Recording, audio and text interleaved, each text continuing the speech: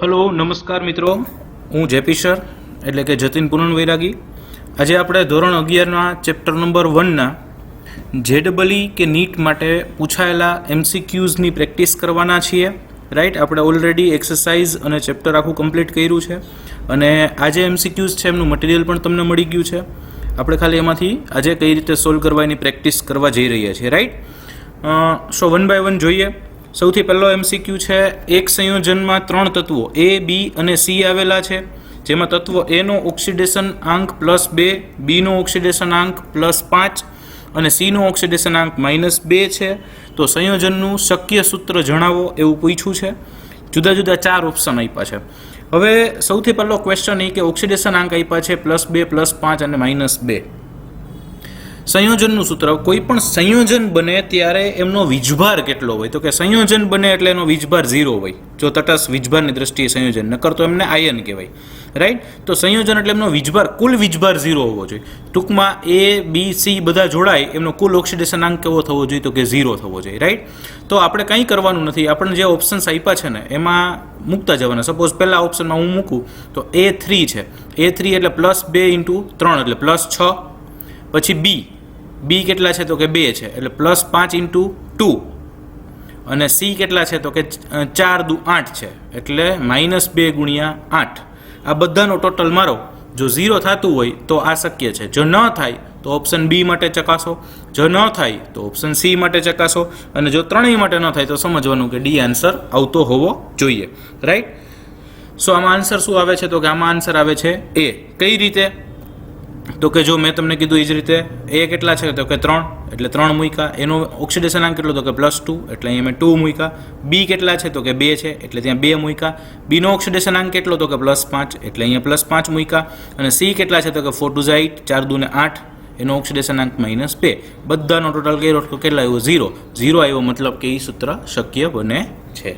Right, બીજું છે 27 ગ્રામ એલ્યુમિનિયમની STPA જલીય NaOH સાથે પ્રક્રિયા કરવાથી H2 કેટલો ઉત્પન્ન થાય? હવે 27 ગ્રામ એલ્યુમિનિયમ છે, એની NaOH સાથે પ્રક્રિયા કરવી છે તો H2 કેટલો ઉત્પન્ન થાય એવું પૂછ્યું છે, તો પહેલાં એમનું સમીકરણ આપણને આવડતું હોવું જોઈએ। ઓકે, બીજું કે મિત્રો અહીંયા ABCD છે, એમાં ખાસ અચાનક ગમે ત્યારે ગમે ટીક નહીં કરી નાખવાનું, કારણ કે તમને ખબર છે એ પ્રમાણે JEE હોય કે નીટ હોય એમાં સાચા જવાબના +4 માર્ક છે અને ખોટો જવાબનો -1 માર્ક હોય છે। એટલે જો ખોટો પડશે તો એ 4 તો નથી જ આવવાના, પણ જે આવ્યા છે એમાંથી 1 માર્ક જતો રહેશે। રાઈટ, એટલે ખાસ જોઈ વિચારીને એને સોલ્વ કરવા પડશે। ઓકે, આમાં આન્સર છે 33.6। કઈ રીતે આવશે?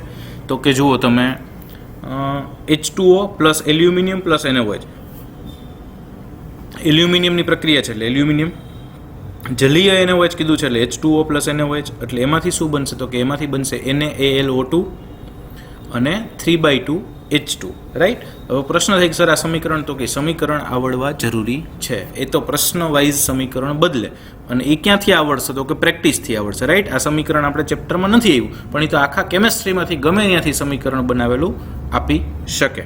રાઈટ, તો જે તે પ્રશ્ન માટે એમનું સમીકરણ આપણને બનાવતા ધીમે ધીમે ચેપ્ટર્સ અમુક આવશે, અમુક ચેપ્ટરની અંદર આવશે, અમુક એક્સ્ટ્રા આપણે આવી રીતે સોલ્વ કરશું તોય ખબર પડશે, પણ એ પ્રેક્ટિસથી આવડે। એ આપેલું ના હોય કે આ જ સમીકરણ અહીંયા યુઝ કરવાનું। રાઈટ, એ માત્ર પ્રેક્ટિસથી આવડે। હવે એક એલ્યુમિનિયમની ગ્રામમાં વાત છે એટલે એલ્યુમિનિયમની ગ્રામમાં વાત કરવાની છે। H2 કેટલો ઉત્પન્ન થાય એવું પૂછ્યું છે। રાઈટ, એટલે H2 છે। હવે એમનું કંઈ અહીંયા એકચ્યુઅલી આપવું જોઈએ કંઈક એકમ, કેટલા લીટર કે અથવા ઓપ્શનમાં એકમ હોવો જોઈએ, નથી, પણ 22.4 ને 44.8 ઓપ્શન સાંભળીએ એટલે આપણને ખબર પડી જાય કે આ લીટરની વાત હોય છે। તો એલ્યુમિનિયમ અને H2 ને કરતા બનાવવાના છે। ઓકે, આપણે જે કરતા ત્રિરાશિ પ્રમાણે એ જ પ્રમાણે એલ્યુમિનિયમનો પરમાણુ ભાર કેટલો? તો કે 27 ગ્રામ, અને H2 કેટલો ઉત્પન્ન થાય? તો કે 1 મોલ હોય તો 22.4 લીટર, તો 3/2 મોલ હોય તો કે 3/2 × 22.4 એટલે એનું સાદું રૂપ આપો એટલે 33.6 લીટર આવે। તો 27 ગ્રામ એલ્યુમિનિયમે હાઇડ્રોજન કેટલો ઉત્પન્ન થાય? તો કે 33.6 લીટર। તો કેટલાએ પૂછ્યો છે? તો કે સર 27 જ પૂછ્યો છે। ઓકે, વેરી ગુડ, તો 27 કેટલો થાય? તો કે 33.6, એટલે આપણો જવાબ આવે છે 33.6। રાઈટ, નેક્સ્ટ છે ત્રીજો MCQ, 200 ml 0.01 મોલર સંકીર્ણના દ્રાવણમાંથી ક્લોરાઇડ આયનને મુક્ત કરવા માટે 0.1 મોલર AgNO3 ના દ્રાવણનું કેટલું કદ જરૂરી છે? ઓકે, ક્લોરાઇડ આયનને મુક્ત કરવો છે એટલે ટૂંકમાં કંઈક નિપજ બની નીકળી જતું હોય. AgNO3 છે એનું કેટલું કદ જરૂરી છે એવું પૂછ્યું છે. 0.1 મોલારિટી આપી છે. સંકીર્ણ સૂત્ર છે MCl3 × 4H2O, એટલે કે આવી રીતે ક્લોરાઇડ દૂર થશે એ M તરીકે દૂર થશે અને ધાતુ એમનો સંવર્ગાંક કેટલો છે તો કે 6 છે. તેનું જળ વિભાજન થવાથી અણુ પ્રાપ્ત થતો નથી એવું કહી દીધું છે. રાઈટ, હવે આનો આન્સર 20 ml આવે છે, પણ કઈ રીતે આવે તો કે જુઓ, સંકીર્ણનું સૂત્ર આપણને કહી દીધું છે શું તો કે MCl3 × 4H2, એટલે આપણે લખ્યું MCl3 × 4H2.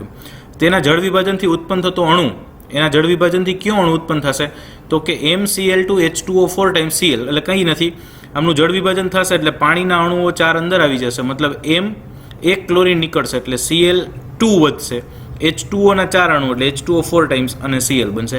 આ ટાઈપનો જે અણુ બને ને એને સંકીર્ણ અણુ કહેવાય, સંકીર્ણ સંયોજન કહેવાય. રાઈટ, તેથી ક્લોરીનનો એક અણુ આયનીકરણ પામી શકે એવો છે, એટલે આમાંથી કેટલા ક્લોરીન આયનીકરણ પામી શકે તો કે એક જ, કારણ કે જે આ છે ને ચોરસ કૌંસ એને સંકીર્ણ આયન કહેવાય અને એની અંદર રહેલા કોઈ જુદું આયનીકરણ પામી શકે નહીં, એની બહાર રહેલા પામી શકે. તો અહીંયા તમે મારું કર્સર ફરે છે ત્યાં જુઓ તો ક્લોરીન કેટલા છે, એક જ છે, એટલે આપણે લખ્યું તેથી ક્લોરીનનો એક અણુ આયનીકરણ પામી શકે એવો છે. તો એનો મતલબ Ag+ ના તુલ્યાંક બરાબર Cl- ના તુલ્યાંક એટલે એની સાથે જોડાઈ શકશે કેટલા. રાઈટ, તો Ag+ ની સાંદ્રતા કેટલી આપી છે તો કે 0.1, એટલે મેં અહીંયા 0.1 લખ્યું. એનું કદ પૂછ્યું છે એટલે V.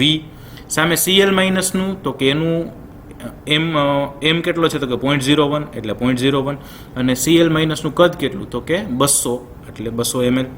ટૂંકમાં કયું સૂત્ર વાપરું, N1V1 બરાબર N2V2 અથવા M1V1 બરાબર M2V2, કારણ કે તુલ્યાંક બેયનો એક જ છે, Ag+1 છે, Cl-1, એટલે એની મોલારિટી કયો કે નોર્માલિટી બી સરખું જ આવશે. રાઈટ, તો M1V1 બરાબર M2V2 અથવા N1V1 બરાબર N2V2 સૂત્ર હંમેશા એકને તટસ્થીકરણ માટે બીજું કેટલું જોઈએ એવી જ્યારે ચર્ચા હશે. તટસ્થીકરણ એટલે ક્લોરીન દૂર કરવો છે તો એ તટસ્થીકરણ દ્વારા થશે ને, એક Ag+ વડે એક Cl- દૂર થશે.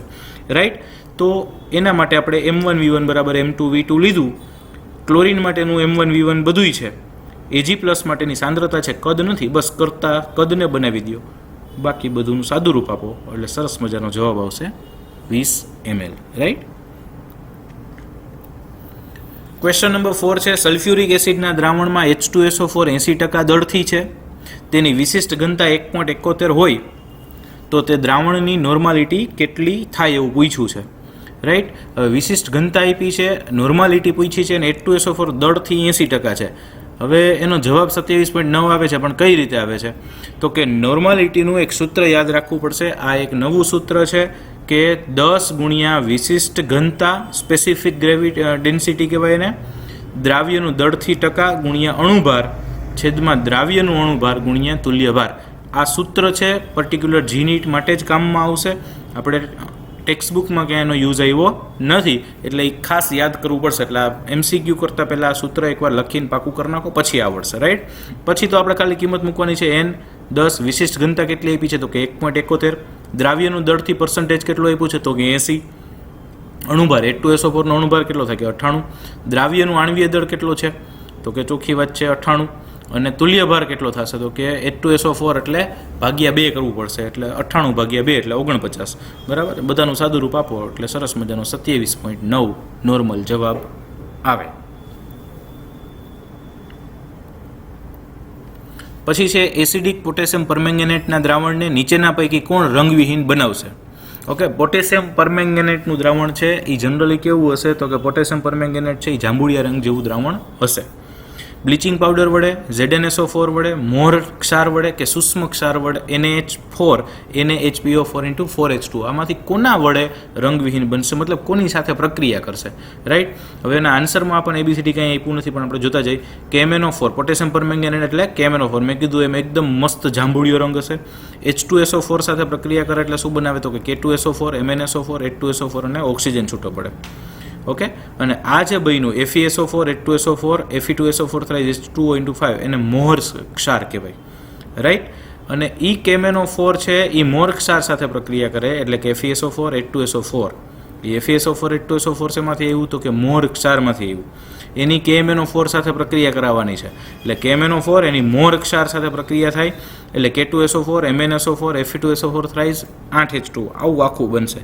રાઈટ, અને એટલે મોરક્ષારે શું કર્યું તમે જુઓ અહીંયા KMnO4નું રૂપાંતર શેમાં થઈ ગયું તો કે KMnO4નું રૂપાંતર થઈ ગયું MnSO4માં.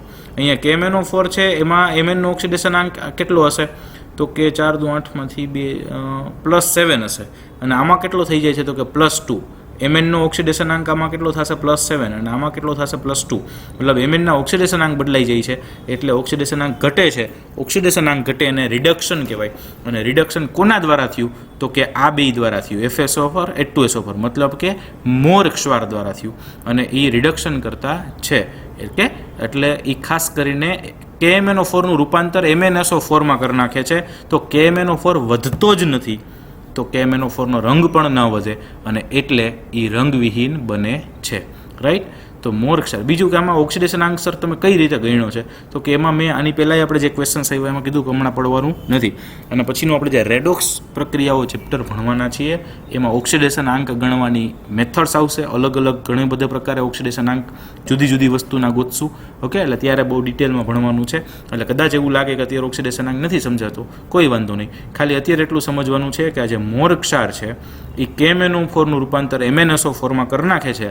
KMnO4 વધતું નથી તો એનો રંગ પણ વધતો નથી એટલે મોર ક્ષાર છે એ જવાબ આવશે. રાઈટ. અહીંયા આન્સર આવશે સી.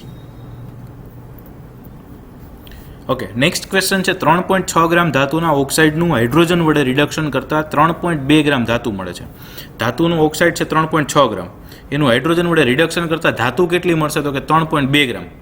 ધાતુની બાષ્પ ઘનતા 32 છે તો તે ઓક્સાઇડનું સામાન્ય સૂત્ર જણાવો એવું કીધું છે.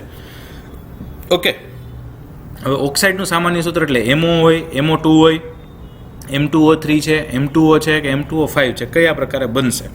ઓકે, તો સૌથી પહેલાં આપણને તુલ્યભાર કઈ રીતે મળે તો કે તુલ્યભાર એટલે ધાતુનું વજન છેદમાં ઓક્સિજનનું વજન ગુણ્યા 8. હવે આ તુલ્યભારનું એક સૂત્ર છે કયું તો કે ઓક્સાઇડવાળા સંયોજનો માટે છે. હવે ધાતુનું વજન કેટલું આપ્યું છે તો કે 3.6. ઓકે, નીચે ઓક્સિજનનું વજન કેટલું આપ્યું છે તો કે 0.4. હવે એ ક્યાંથી મળ્યું તો કે જુઓ 3.6 ગ્રામ ધાતુનું ઓક્સાઇડ હતો, એમાંથી ધાતુ કેટલી મળી તો કે 3.2 ગ્રામ. તો ઓક્સિજન કેટલો દૂર થયો તો કે 0.4. તો ઓક્સિજનનું વજન કેટલું આવ્યું 0.4 અને ઓક્સાઇડ સંયોજનો માટે એનો તુલ્યભાર ગણવો હોય ત્યારે એના ગુણાકારમાં આવે 8 એટલે × 8 આવ્યું. ઓકે, અને બાષ્પ ઘનતાનું સૂત્ર છે આણ્વીય દળ ભાગ્યા 2. હજી એકાદ બે પ્રશ્નોમાં સૂત્ર આવશે બાષ્પ ઘનતા, વેપર ડેન્સિટી. ઓકે, તો બાષ્પ ઘનતાનું સમીકરણ સૂત્ર છે આણ્વીય દળ અથવા અણુભાર ભાગ્યા 2. ઓકે, હવે એમાંથી હું અણુભારને કરતા બનાવું તો કે તો અણુભાર બરાબર 2 ગુણ્યા બાષ્પ ઘનતા બરાબર 2 ગુણ્યા 32. બાષ્પ ઘનતા આપી છે તો કે હા 32 આપી છે એટલે અણુભાર મળ્યો કેટલો તો કે 64. ઓકે, હવે આપણે સંયોજકતા પેલું મલ્ટિપલ નંબર ગોતતા હોય ગુણક સંખ્યા તો અણુભારના છેદમાં તુલ્યભાર અહીંયા આપણે કર્યું છે તો 64ના છેદમાં 64 એટલે 1. ઓકે, તો ધારો કે ધાતુના ઓક્સાઇડનું સૂત્ર M2ON હોય તો n બરાબર કેટલા થયા તો કે 1 થયા એટલે અણુસૂત્ર થશે M2O. આ M2ON કેમ આવ્યું તો કે જુઓ mની સંયોજકતા +n ધારી લીધી. mની સંયોજકતા કેટલી ધારી +n અને ઓક્સિજનની સંયોજકતા કેટલી હોય તો કે -2. mની +n ઓની -2. હવે એમનું સંયોજન બનાવવું હોય તો શું કરવાની તો કે સામે સામે ચોકડી મારવાની એટલે M2ON એવું બને. રાઈટ. જો આ બે છે એ કોની હોય કર્સર ઉપર ધ્યાન આપજો. બે કોની હોય તો કે ઓક્સિજનની. આ n કોની હોય તો કે mની. હવે એને બનાવવું સૂત્ર તો કેમ બને તો કે M2ON એટલે M2ON બને. એમાં n બરાબર આપણને મળ્યું કેટલું તો કે 1. તો અહીંયા 1 મૂકો તો શું વધશે તો કે M2O. Right. Okay, next question છે ધાતુના ક્લોરાઇડની બાષ્પ ઘનતા. જો પાછું બાષ્પ ઘનતા આવ્યું 66 છે. આ ધાતુના ઓક્સાઇડમાં ધાતુ 53% છે તો ધાતુનો પરમાણુ ભાર જણાવો એવું કીધું છે. ઓકે, તો ધાતુના ઓક્સાઇડનું વજન કેટલું કીધું છે તો કે ધારો કે 100 ગ્રામ છે. એમ એ આપ્યું નથી સર તો કે આપ્યું છે. જો ધાતુના ઓક્સાઇડમાં ધાતુ 53% છે, ટકા આપ્યું એટલે હંમેશા 100 જ હોય. તો 100માંથી ધાતુ કેટલી તો કે 53 ગ્રામ. તો વધુ એ શું હશે તો કે ઓક્સિજન. તો કે ધાતુનો ઓક્સાઇડ આખું ભેગું કરો તો કેટલું 100 ગ્રામ, એમાંથી ધાતુ કેટલું તો કે 53 ગ્રામ. તો ઓક્સિજન કેટલો હોય તો કે 47 ગ્રામ.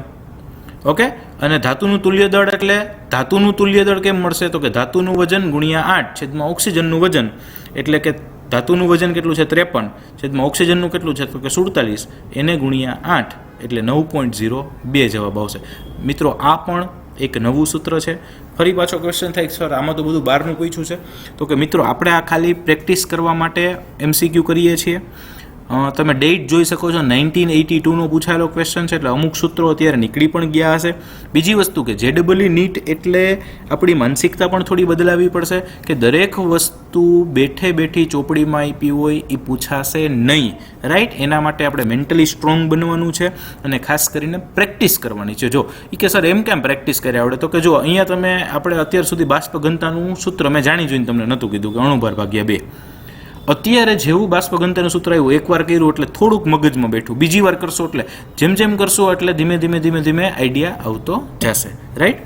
સો અહીંયા ધાતુનું તુલ્યબળ કેટલું મળ્યું તો કે 9.02, બરાબર. હવે ધાતુની સંયોજકતા કેટલી હોય તો કે 2 ગુણ્યા ક્લોરાઇડની બાષ્પ ઘનતા છેદમાં ધાતુનો તુલ્યભાર પ્લસ 35.5. ઓકે, એ કેમ આવ્યું તો કે ક્લોરાઇડ હોય ને એટલે 35. જો આ નવું સૂત્ર આવ્યું, ધાતુની સંયોજકતા ગોતવાનું સૂત્ર છે, તો એ મળ્યું કેટલું તો કે 2.74. અને પરમાણુ ભારનું સૂત્ર તો કે તુલ્યભાર ગુણ્યા સંયોજકતા, તુલ્યભાર મળ્યો 9.02 અને સંયોજકતા મળી 2.74. ટોટલ મારશો એટલે આવશે 24.74, which is approximately near about 25, right.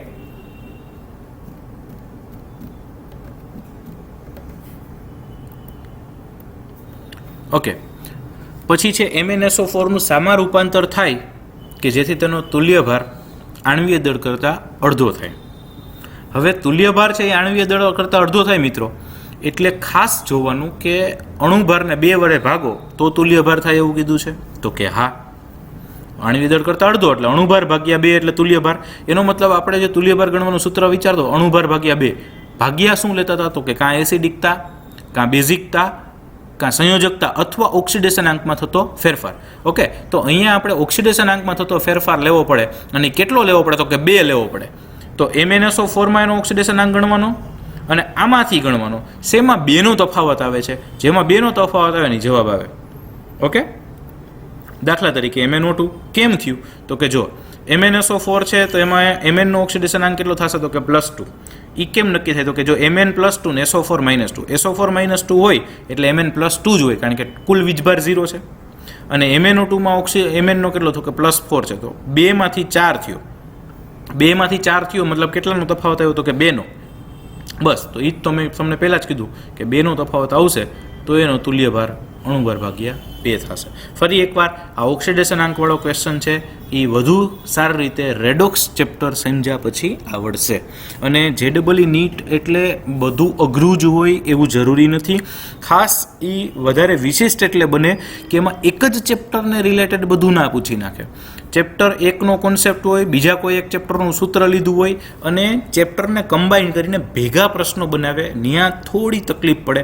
અને આપણને અત્યારે તમે જો તકલીફ એટલે જ પડે કે આપણે હજી રેડોક્સ ચેપ્ટર ચાલ્યું નથી. એ ચાલી જાય પછી તમે આ જોશો તો એકદમ ઇઝી લાગશે, ઓહ સર આ તો આવડે. ઓકે, એટલે મૂંઝાવાનું નથી, ધીમે ધીમે આવડતું છે. કારણ કે આ પહેલું જ ચેપ્ટર આપણે કર્યું છે એટલે પહેલા ચેપ્ટર સિવાય બીજું કાંઈ હાલ્યું નથી.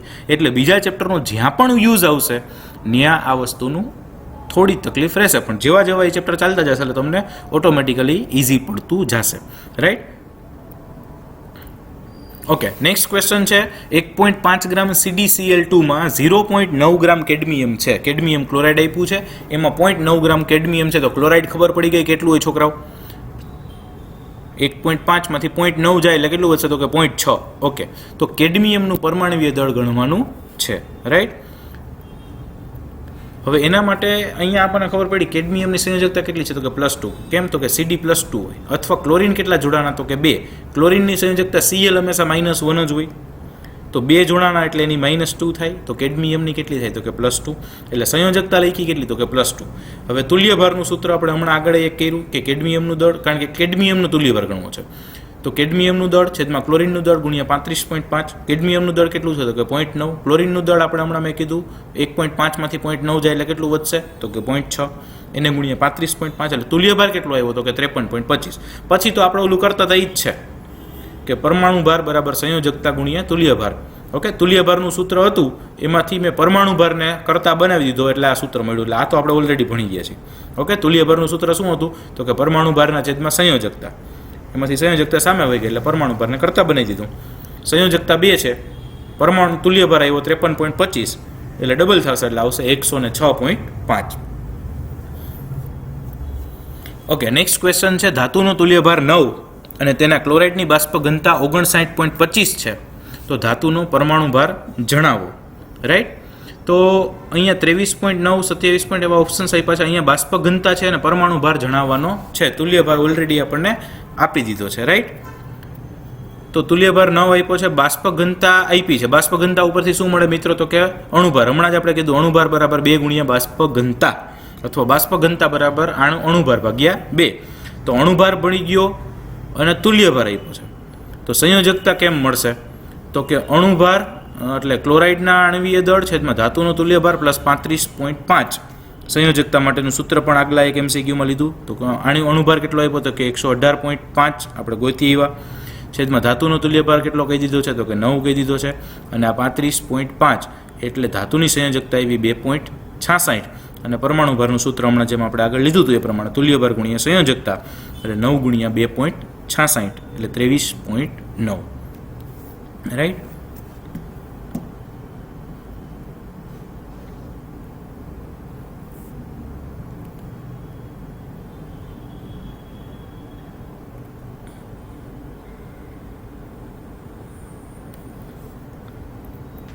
ઓકે, નેક્સ્ટ છે 11મો ક્વેશ્ચન. NH2OH એમાંથી N2O માં રૂપાંતરણ થાય છે, તો NH2OH નો તુલ્યભાર શું થાય? તુલ્યભાર એટલે અણુભારના છેદમાં એસિડિકતા અથવા બેઝિકતા અથવા સંયોજકતા અથવા ઓક્સિડેશનાંકમાં થતો ફેરફાર. ફરી પાછો એ જ પ્રશ્નો છે, અહીંયા ઓપ્શન્સ નથી. તો NH2OH માં નાઇટ્રોજનની ઓક્સિડેશન અવસ્થા કેટલી છે? તો કે -1 છે. ઓકે, અહીંયા -1 એ ગોતતા શીખવાનું છે. ઓક્સિડેશન અવસ્થા એ રેડોક્સમાં જ આવશે. N2O માં નાઇટ્રોજનની ઓક્સિડેશન અવસ્થા તો કે +1 થશે, કારણ કે ઓક્સિજનનો -2. જો આમાં હું તમને ઇઝીલી સમજાવી શકીશ. ઓક્સિજનનો -2 તો 2 નાઇટ્રોજનનું કેટલું થવું જોઈએ? તો કે +2. 2 નાઇટ્રોજનનું +2 તો 1 નાઇટ્રોજનનું તો કે +1. તો ઓક્સિડેશનની અવસ્થામાં કેટલો ફેરફાર થયો? -1 માંથી +1. તો -1 માંથી 0 અને 0 માંથી +1 કેટલો ફેરફાર થયો? તો કે 2 નો. ઓકે, અને તુલ્યભાર કેટલો થાય? તો કે અણુભારના છેદમાં 2. અણુભારને આપણે મોલેક્યુલર માસ કેપિટલ M થી દર્શાવીએ અને ઓક્સિડેશન આંકમાં થતો ફેરફાર 2 એટલે m/2 થશે. રાઈટ. તુલ્યભાર કેટલો થશે? તો કે m/2. પછી 12મો ક્વેશ્ચન છે 0.32 ગ્રામ ધાતુની એસિડ સાથેની પ્રક્રિયાથી 112 ml હાઇડ્રોજન NTPA પ્રાપ્ત થાય છે, તો ધાતુનો તુલ્યભાર ગણો. ઓકે, આના માટે પણ પહેલાં તુલ્યભારનું સૂત્ર ધાતુનું દળ ગુણ્યા 11200 છેદમાં હાઇડ્રોજનનું કદ, કારણ કે હાઇડ્રોજન પ્રાપ્ત થાય છે એવું કીધું છે. ઓકે, ધાતુનું દળ ગુણ્યા 11200 છેદમાં હાઇડ્રોજનનું કદ ml માં. હવે આપેલ ધાતુનું વજન કેટલું આપ્યું છે? તો કે 0.32 ગ્રામ આપ્યું છે. ઓકે, તો N2PA હાઇડ્રોજનનું કદ આપ્યું છે એ આપણને આપી દીધું 112 ml. તો બસ ખાલી સૂત્રમાં કિંમત મૂકવાની છે. ધાતુનું દળ 0.32 ગુણ્યા 11200 છેદમાં 112 એટલે જવાબ આવશે 32 ગ્રામ. ફરી એકવાર આ પણ સૂત્ર નવું બનાવેલું છે. ધાતુનું દળ ગુણ્યા 11200 છેદમાં હાઇડ્રોજનનું કદ. જો નવું સૂત્ર આવે ને મિત્રો, એ કમ્પલસરી યાદ રાખવું પડશે, એને પ્રેક્ટિસ કરવી પડશે. બરાબર, એના વગર કંઈ થશે નહીં. ઓકે, 0.9 ગ્રામ ધાતુને 100 ml 1 નોર્મલ HClના દ્રાવણમાં દ્રાવ્ય કરવામાં આવે છે, તો ધાતુનો તુલ્યભાર શું થાય? ઓકે, 0.9 ગ્રામ ધાતુ છે, 100 ml 1 નોર્મલ HClના દ્રાવણમાં દ્રાવ્ય કરવામાં આવે છે, તો તુલ્યભાર પૂછ્યો છે. તો અહીંયા N1V1 બરાબર N2V2, જે મેં આગળ પણ આપણે લગભગ પહેલાં બીજા MCQમાં ક્યાંક લીધું હતું. રાઈટ. એટલે N1V1 એટલે પહેલાં કોઈ એકની નોર્માલિટી અને કદ, N2V2 એટલે બીજાની નોર્માલિટી અને કદ. ઓકે, તો અહીંયા પહેલાં ધાતુ માટે લઈ તો 0.9 છેદમાં E એટલે તુલ્યભાર. ઓકે, વજનના છેદમાં તુલ્યભાર અથવા મોલના છેદમાં તુલ્યભાર એ પ્રમાણે આપણે જાય એટલે નોર્માલિટીનું સૂત્ર આપણે ઓલરેડી મેળવેલું છે. ઓકે, ગ્રામ પ્રતિ લીટર અને ગુણ્યા એનું કદ કેટલું આપ્યું છે? તો કે 1000, કારણ કે મેં ગ્રામ પ્રતિ લીટર કન્સિડર કર્યા. ગ્રામ પ્રતિ લીટરના છેદમાં તુલ્યભાર એટલે નોર્માલિટીનું સૂત્ર આપણે લખાવ્યા છે એ. N2 એટલે બીજું કેટલું છે? તો કે 100 ml એટલે V2 આવ્યું. ઓકે, અને 1 નોર્મલ એટલે એની નોર્માલિટી એટલે N2 છે એ 1 છે અને V2 છે એ 100 છે. ઓકે, તો અને જો આ N1 કેમ આવ્યું 0.9 ના છેદમાં એ? તો કે હું હમણાં બોલ્યો દ્રાવ્યનું વજન ગ્રામમાં છેદમાં તુલ્યભાર ગુણ્યા દ્રાવણનું કદ ml તો 1000 વડે ગુણી નાખવાનું, રાઈટ. ટૂંકમાં નોર્માલિટીનું સૂત્ર તો એના ઉપરથી જ આવ્યું છે. બસ કાંઈ કરવા નથી, ખાલી ઈને કરતાં બનાવી દો. અને એ શું છે તો કે તુલ્યભાર છે, તો તુલ્યભાર આપણને આના ઉપરથી મળી જાય છે, રાઈટ. જો આ એપ્લિકેશન બી છે, નોર્માલિટીનું સૂત્ર આપણે ભણી ગઈ જ છે, પણ એનો ઉપયોગ થોડો અલગ રીતે કર્યો છે. ઓકે, 14મો ક્વેશ્ચન છે, 1 મોલ કેલ્શિયમ ફોસ્ફાઇડ પાણી સાથે પ્રક્રિયા કરી શું નિપજ આપશે, રાઈટ. તો પહેલાં તો કેલ્શિયમ ફોસ્ફાઇડ અને ફોસ્ફિન એમના અણુસૂત્ર તમને આવડતા હોવા જોઈએ. કેલ્શિયમ ફોસ્ફાઇડ તો તમને દક્ષિણી સરે બેઝિક કેમેસ્ટ્રીમાં શીખડાયું છે, એમાં બનાવતા આવડશે સૂત્ર.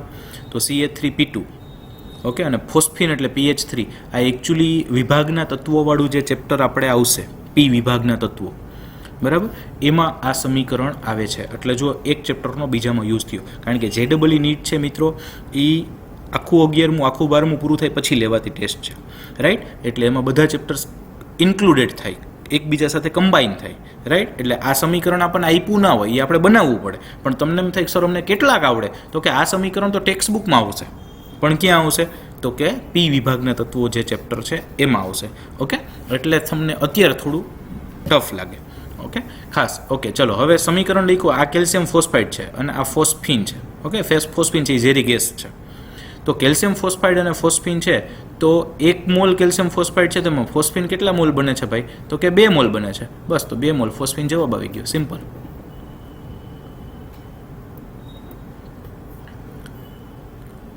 ઓકે, હવે હાઇડ્રોજનના મોલનો ઉમેરો કયા તેલના 1 મોલમાં વધુ પ્રમાણમાં થશે. હાઇડ્રોજન છે એને તમારે ઉમેરવું હોય તો શેમાં વધારે પ્રમાણમાં હાઇડ્રોજન ઉમેરી શકાશે? અળસીના તેલમાં, મગફળીના તેલમાં, સૂર્યમુખીના બીજના તેલમાં કે સરસવના તેલમાં? તો મિત્રો આમાં જવાબ આવશે અળસીનું તેલ. અને એ જવાબ કઈ રીતે આવ્યો તો કે આને નોલેજ બેઝ ક્વેશ્ચન કહેવાય. નોલેજ બેઝ ક્વેશ્ચન હંમેશા યાદ રાખવાનું હોય, આમાં કોઈ જ ગણતરી આપણે કરવાની નથી. આ યાદ રાખવાનું કે અળસીનું તેલ, મગફળીનું તેલ, સૂર્યમુખીના બીજનું તેલ કે સરસવનું તેલ આપ્યું હોય તેમાં અળસીના તેલમાં મેક્સિમમ આપણે હાઇડ્રોજન ઉમેરી શકીએ, રાઈટ. આ નોલેજ બેઝ ક્વેશ્ચન થયો, ઇન્ફોર્મેશન બેઝ ક્વેશ્ચન થયો. ઇન્ફોર્મેશન હંમેશા યાદ રાખવી પડે, એને આપણે કેલ્ક્યુલેટ કરી શકીએ નહીં. ઓકે, નેક્સ્ટ ક્વેશ્ચન છે 16મો. કાર્બનિક સંયોજનનું પ્રમાણસૂચક સૂત્ર અને આણ્વીય સૂત્ર સમાન છે. તેમાં 20% કાર્બન, 6.7% હાઇડ્રોજન, 46.7% નાઇટ્રોજન અને બાકી રહેલ ભાગ ઓક્સિજન છે. જો અહીંયા આપણને બાકી રહેલ ભાગ ઓક્સિજન છે એવું કીધું છે, ઓકે. કદાચ ક્યારેક ન પણ કહીએ તો આપણને કેમ ખબર પડે કે ઓક્સિજન છે, તો કે હમણાં હું તમને આગળ ઓપ્શન જોઈને કહું, રાઈટ. ગરમ કરતાં તેના ઘન અવક્ષેપ મળે છે. બેઝિક કોપર સલ્ફેટના નિર્બળ દ્રાવણમાં ઘન અવક્ષેપનો રંગ જાંબલી પ્રાપ્ત થાય છે. તો તે કાર્બનિક સંયોજનનું સૂત્ર શું હશે, આવું પૂછ્યું છે, રાઈટ. તો અડધો પ્રશ્ન આપણે આવી ગયો છે, અડધો કોપર સલ્ફેટનો જાંબલી રંગ પ્રાપ્ત થાય છે અને એવી ચર્ચાઓ કરી છે, રાઈટ. હવે ઓપ્શન છે NH2COONH2. જો આવી રીતે છે, હવે માની લો કે અહીંયા આપણને ન કીધું હોત ને કે ઓક્સિજન છે, તો કાર્બન, હાઇડ્રોજન, નાઇટ્રોજન 3 તો આપ્યા છે. ઓપ્શનમાં તમે જુઓ nitrogen, hydrogen, carbon, oxygen, carbon, hydrogen, nitrogen, oxygen. બધા જ ઓપ્શનમાં શું છે તો કે હાઇડ્રોજન, કાર્બન, નાઇટ્રોજન અને ઓક્સિજન છે. તો 3 તત્વો આપ્યા છે, તો ચોથું કયું હોવું જોઈએ? ઓક્સિજન જ હોવું જોઈએ. ન આપ્યું હોય તો ઓપ્શન ઉપરથી ખબર પાડવી પડે, રાઈટ. હવે એના ટકા કેટલા છે તો કે આના 20, આના 6.7, આના 46.7. ત્રણેયનો ટોટલ મારીને 100માંથી બાદ કરી નાખો. જે વધે એ કોણ વધશે તો કે ઓક્સિજન વધશે, રાઈટ. હવે આમાં ડી જવાબ આપ્યો છે NH2CONH2. NH2CONH2 એટલે મિત્રો એ યુરિયાનું અણુસૂત્ર છે. શેનું છે? યુરિયાનું, રાઈટ. હવે આપણે ગણતા તો એમાં દાખલો ગણવાનો છે. કાર્બન, હાઇડ્રોજન, નાઇટ્રોજન, ઓક્સિજન, એની ટકાવારી લખી, એનો પરમાણુ ભાર લખ્યો, ટકાવારી ભાગ્યા પરમાણુ ભાર કર્યા એટલે 20/12, 6.7 ભાગ્યા 1, 46.7 ભાગ્યા 14 અને 26.6 ભાગ્યા 16. એટલે આવું કંઈક મળ્યું, ઓકે. હવે એમાં શું મળ્યા તો કે 1.66, 6.7, 3.33, 1.66. આમાં જે લખ્યું છે એમાં એક સ્ટેપ ટૂંકાવી દીધું છે. હવે એમાં નાનામાં નાની સંખ્યા કઈ તો કે 1.66. તો એના વડે બધાને ભાગવાના, એટલે આપણે ડાયરેક્ટ ભાગી નાખ્યા છે. 1.66, 1.66, 1.66, 1.66. એમનું સાદુરૂપ આપતા જવાબ આવ્યો 1, 4, 2, 1. મતલબ કાર્બન કેટલા મળ્યા તો કે 1, હાઇડ્રોજન કેટલા મળ્યા તો કે 4, નાઇટ્રોજન કેટલા મળ્યા તો કે 2 અને ઓક્સિજન કેટલા મળ્યા તો કે 1, ઓકે. તો એ આપણને મળ્યું પ્રમાણસૂચક સૂત્ર. શું મળ્યું તો કે CH4N2O. CH4N2O એટલે કે NH2CO NH2 એના બરાબર જ આણ્વીય સૂત્ર અહીંયા લઈ લીધું છે થશે. ઓકે, બીજું કે અહીંયા આગળ આપણી પાસે બીજો કોઈ અણુસૂત્ર ગોતવા માટે ઓપ્શન નથી. શું કામ નથી? તો કે આપણને અણુભાર આપ્યો નથી, આણ્વીય દળ અથવા મોલર દળ આપ્યું નથી. જો એ મળ્યું હોય તો જ તમે ગુણક સંખ્યા ગોતીને નક્કી કરી શકો, પણ આપ્યું નથી એટલે એને જ આપણે લેવાનું થશે. ઓકે, હવે પ્રશ્ન થાય સર તો NaOH ને કોપર સલ્ફેટ ને એ બધી ચર્ચા હતી, શું થયું? ઓકે, તો કે NaOH અને કોપર સલ્ફેટ સાથે પ્રક્રિયા કરો તો જાંબલી રંગના અવક્ષેપ મળે અને આ પ્રક્રિયા જે છે એને બાયુરેટ પ્રક્રિયા કહેવાય. અને એ બાયુરેટ પ્રક્રિયા છે એ ક્રિયાશીલ સમૂહ માટેની નિર્દેશક કસોટી છે. એ CONH સમૂહ છે એ હાજર હોય તો જ બાયુરેટ ટેસ્ટ મળે. ઓકે, એટલે ખાસ કરીને બાયુરેટ સોલ્યુશન થયું, પણ એ કેમ ખબર પડશે? તો કે એ એકચ્યુઅલી થિયરિટિકલ પાર્ટ છે.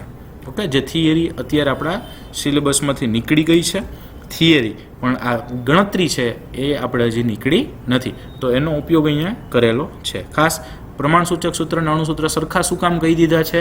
તો કે આપણને મોલર દળ મળ્યું આપ્યું નથી, તો પછી એ સરખું જોયું ધારીને આગળ ચાલવું પડે.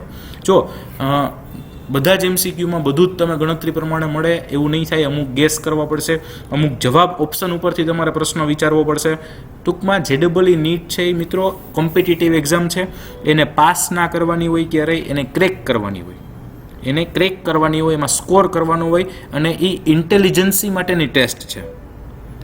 ઓકે, ખાલી ગોખવા માટે મગપ કરીને તમે કેટલું ગોખી શક્યા છો એના માટેની ટેસ્ટ નથી. એવું બને કે ગુજરાત બોર્ડમાં બહુ સારા માર્ક આવતા હોય, JEE નીટમાં બિલકુલ ખરાબ આવે. એવું બને કે ગુજરાત બોર્ડમાં ખરાબ માર્ક આવતા હોય, નીટમાં સારા. તો આ જે ટેસ્ટ છે ઇન્ટેલિજન્સી માટેની છે. તો ઇન્ટેલિજન્સીની ટેસ્ટ કોઈ દી એક જ રીતના પ્રશ્નોથી સોલ્વ થાય નહીં, એને અલગ અલગ રીતે. હા, પહેલો ચેપ્ટર કરો છો એટલે ટફ પડશે, પણ ચિંતા નથી કરવાની. જેમ જેમ કરતા જશો એમ આગળ. જો આને કેમ વિચારવું ને એ બહુ અગત્યની વાત છે, રાઈટ? ઓકે, નેક્સ્ટ છે મિત્રો ક્વેશ્ચન નંબર 17. કાર્બનિક સંયોજન એમાં C ની ટકાવારી 85.71% અને હાઇડ્રોજન છે 14.29% છે અને તેની બાષ્પ ઘનતા છે એ 14 છે. તો એમાંથી B માંથી C, તો પદાર્થ C શું હશે? રાઈટ. હવે અહીંયા આગળ મિત્રો આ પ્રશ્નો અત્યારે તમારાથી સોલ્વ કોઈ દી થાય જ નહીં. એનું કારણ છે કે ટકાવારી આપી દીધી છે એટલે આ ચેપ્ટર નંબર 1માં ક્વેશ્ચન છે. પણ A ને Cl2 પાણી હારે પ્રક્રિયા કરો તો B બને, Bની KCN ઇથેનોલ અને H3O+ હારે પ્રક્રિયા કરો તો C બને. તો પદાર્થ C શું હોય? તો આપણે હજી રાસાયણિક પ્રક્રિયાઓ એક પણ આવી નથી, સો આપણને એ ન આવડે એ બહુ વ્યાજબી છે. એટલે આ પ્રશ્ન અત્યારે પૂરતો આપણે છોડી દેવાનો છે. છતાંય આપણે જવાબ લખી લઈએ કે એ જવાબ શું હશે, રાઈટ? એમની હિન્ટ છે કંઈક આવી રીતે મિત્રો, તમારી જે મટીરિયલ આપ્યું છે એમાં પણ આપ્યું છે કે C2H4 એમાંથી એની Cl2 હારે H2 હારે સાથે પ્રક્રિયા થશે એટલે એકચ્યુઅલી આનો ડબલ બોન્ડ તૂટશે. આ છે એ શું છે? C2H4 છે એ ઇથિન છે. ઇથિન એટલે CH2 ડબલ બોન્ડ CH2, એમાંથી ડબલ બોન્ડ તોડી નાખો એટલે જો મારું કર્સર ફરી ત્યાંથી બંધ તૂટશે એટલે બંનેની એક વેલેન્સી છૂટી પડશે. એ બંનેમાં એક ક્લોરીન જોડાઈ જાય. હવે એમની KCN અને ઇથેનોલ હારે પ્રક્રિયા કરો એટલે એ OHમાં રૂપાંતર પામે અને એક COOHમાં રૂપાંતર પામે, રાઈટ? એટલે આવા પ્રકારનું સંયોજન બનશે. આ જવાબ આવી ગયો. ઓકે, અચ્છા, હવે આ સંયોજન હશે અને છેલ્લે આપણે મેળવું છે શું? તો કે CH2 × ટ્વાઇસ એટલે C2H4. એ આપણે એડવાન્સમાં લઈને પ્રક્રિયા કરી દીધી, રાઈટ? એટલે આ જે પ્રક્રિયાઓ આપણે એકય આવી નથી. સો આ પ્રશ્ન ન આવડે એ વ્યાજબી છે, એટલે આ પ્રશ્ન અત્યાર પૂરતો છોડી દેજો. નેક્સ્ટ છે 2 લિટર SO2 વાયુનું SO3 વાયુમાં સંપૂર્ણ રૂપાંતરિત કરવા જરૂરી ઓક્સિજન ઉત્પન્ન કરવા કેટલા મિલી પર હાઇડ્રોલની જરૂર પડશે, રાઈટ? આ એક ક્વેશ્ચન હું તમારા માટે મૂકું છું. હિન્ટ આપું છું, ખાલી તમારે હિન્ટ આપેલી નથી, હું આપી દઉં છું. ઓકે, રિટર્ન નથી એટલે ખાસ જોજો હું શું હિન્ટ આપું છું. ઓકે, કે 2 લિટર SO2નું SO3માં રૂપાંતરણ કરવું છે. એટલે મિત્રો આમાં એક પહેલાં તમારે સમીકરણ બનાવવાનું છે SO2 + O2 એમાંથી SO3. પહેલું સમીકરણ કયું બનાવવાનું છે તમારે? SO2 + O2 એમાંથી SO3. એને બેલેન્સ કરી નાખજો એટલે એક સમીકરણ મળી ગયું. ચલો ફાઇન. બીજું પર હાઇડ્રોલ એટલે H2O2, હાઇડ્રોજન પેરોક્સાઇડ. પર હાઇડ્રોલ એટલે H2O2, હાઇડ્રોજન પેરોક્સાઇડ.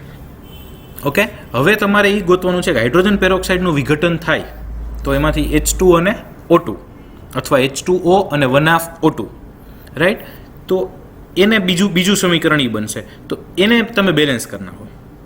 હવે એને બેલેન્સ કરી નાખશો એટલે તમને એ ખબર પડી કે 1 મોલ હાઇડ્રોજન પેરોક્સાઇડ એટલે કે 22.4 લિટર હાઇડ્રોજન પેરોક્સાઇડ હોય તો કેટલા મોલ અથવા હા, કેટલા મોલ અથવા કેટલા લીટર ઓક્સિજન જોયા, સોરી કેટલા મળ્યા, રાઈટ. હાઇડ્રોજન પેરોક્સાઇડમાંથી કેટલા ઓક્સિજન મળ્યા એ ખબર પડી. હવે તમારે પાછું પહેલું સમીકરણ જોવાનું, SO2 નું SO3 માં રૂપાંતર કરવું હોય. હવે 1 મોલ SO2 એટલે તો 22.4 લીટર. તો તમને જે બેલેન્સ વાળું સમીકરણ મળ્યું છે એમાં 22.4 લીટરે કેટલો ઓક્સિજન જોઈ છે, તો કે તમારા સમીકરણમાં સપોઝ 2 મોલ હોય તો એટલો જોઈ છે, તો 2 લીટરે કેટલો જોઈ એ ખબર પડી ગઈ. એટલે ઓક્સિજન પહેલાં SO2 માંથી SO3 વાળું સમીકરણ છે એનાથી ઓક્સિજન કેટલો જરૂરી છે એ જ ગોતવાનો.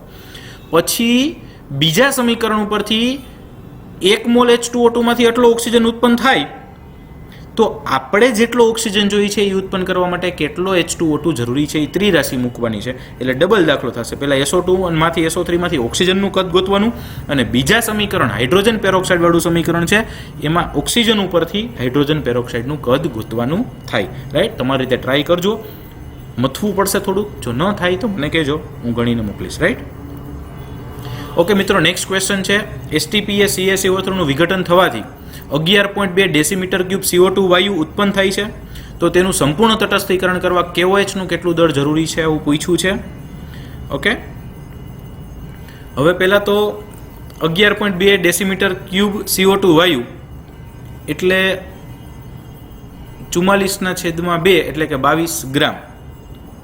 ઓકે, એ કેમ ખબર પડશે, તો કે 11.2 ડેસીમીટર ક્યુબ એટલે 1 લીટર.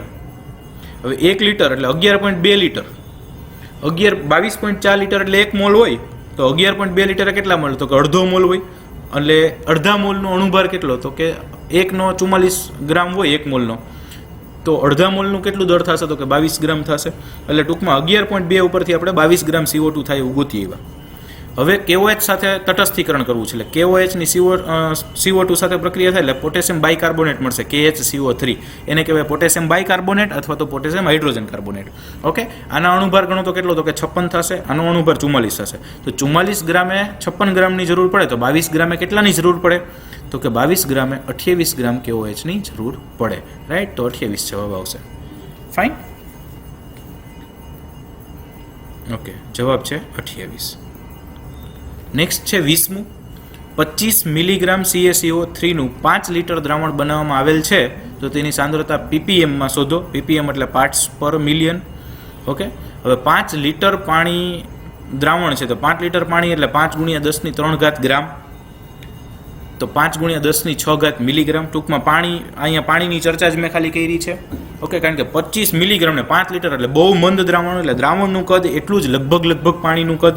એટલે 5 લીટર પાણી એટલે 5000 ml થયું, અથવા 5000 ગ્રામ થયું. 5000 ગ્રામ એટલે આ 5000 ગ્રામ, અને એને મિલીગ્રામમાં ફેરવા એટલે 5 × 10⁶ મિલીગ્રામ મળ્યા. 5 × 10⁶ મિલીગ્રામ પાણીમાં 25 મિલીગ્રામ CaCO3 હોય, તો 10⁶ માં કેટલા હોય, તો કે 10⁶ ક્યાંથી આવ્યું, તો કે ppm ગોતવું છે ને. ppm એટલે 10⁶. આવું ઓલરેડી આપણે થિયરીમાં લઈ લીધું છે, રાઈટ.